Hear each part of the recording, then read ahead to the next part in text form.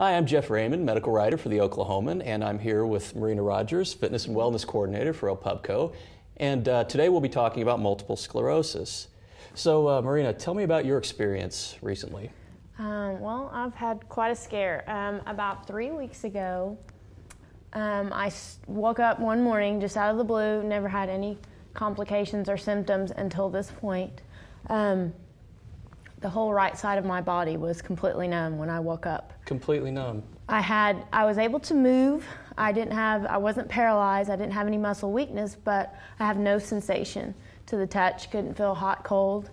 So I thought I was under the assumption that I had a pinched nerve. So I thought I'll get up early, and my husband and I went to the ER just to get it checked out before I came to work. Right, of course. Well, I went in. The ER doctor told me he wanted to just start ruling some things out, so he suggested we do a CAT scan. Did the CAT scan, and first of all, when he said we were going to do the CAT scan, he said, I'm sure it'll be fine, but I just want to rule some other things out. So we did the CAT scan, and about 10 minutes later, he comes in and doesn't sit down or anything. He just walks in the room, and he said, your CAT scan was abnormal. We found a lesion on the left side of your brain, and we think possibly that you have multiple sclerosis. And so he said, I want to do an MRI of your brain, and I also want to do a spinal tap. And of course, they did blood tests and some other tests. And he walked in the room, and he told me that, he said, I'm pretty sure that you have multiple sclerosis, and I'm going to release you because there's really nothing else that we can do for you here at the ER. And we suggest that you go see, they recommended a neurologist, and hopefully you can get in within a week, is what he told me, and sent me home. And unfortunately, we called the neurologist that they had referred us to, and they said, well, we're sorry, we're probably not going to be able to get you in until about a month from now.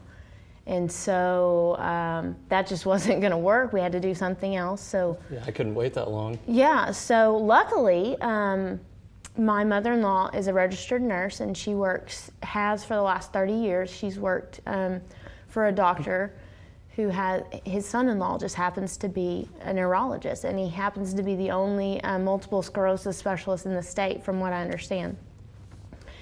And so luckily, the next morning, we got an appointment with him, which I hear that's really hard to do, but since I was in an active,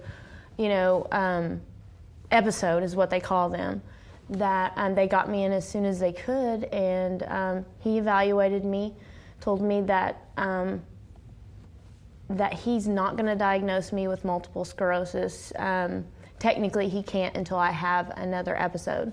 That's part of how That's part of the process. It could right? take months, and some people it could take up to years, because they will not diagnose you unless you have a second episode, or at some point they do another MRI and they see more lesions on the brain. So I'm in the process right now of doing all the testing. Next week I'm scheduled to do an MRI of my spine. Last week they did a test to check the nerves in my eyes to make sure if there's a delayed signal.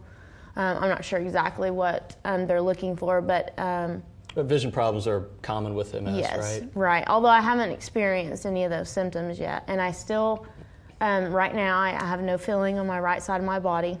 And yet you can move your arms. Yes.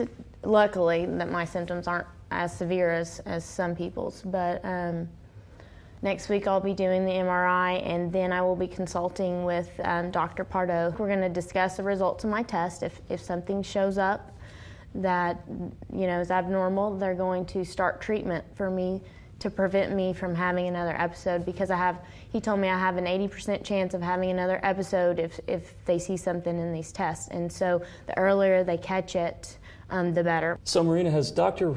Pardo explained what you can expect if you have another episode, which hopefully won't ever happen? Right.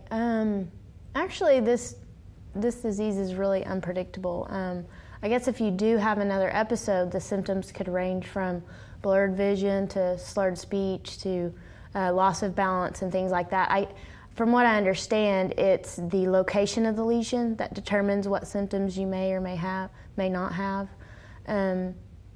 So I'm just kind of, hoping that I don't have another episode, but that I'm preparing myself if something does occur, that, I'm prepared for that and we know what to do. I'm going to start treatment right away. He told me that the symptoms that I'm having right now, the numbness, could last a month or two, and it's possible that I could never regain my feeling back. But he's pretty optimistic that I will regain at least some of it back. So I'm looking forward to getting my feeling back right now before I looking ahead to the next episode, which may never happen, hopefully. I'm sure we'll see you back on the treadmill before long. Yeah. Thank you, Marina. I appreciate it. Thank you.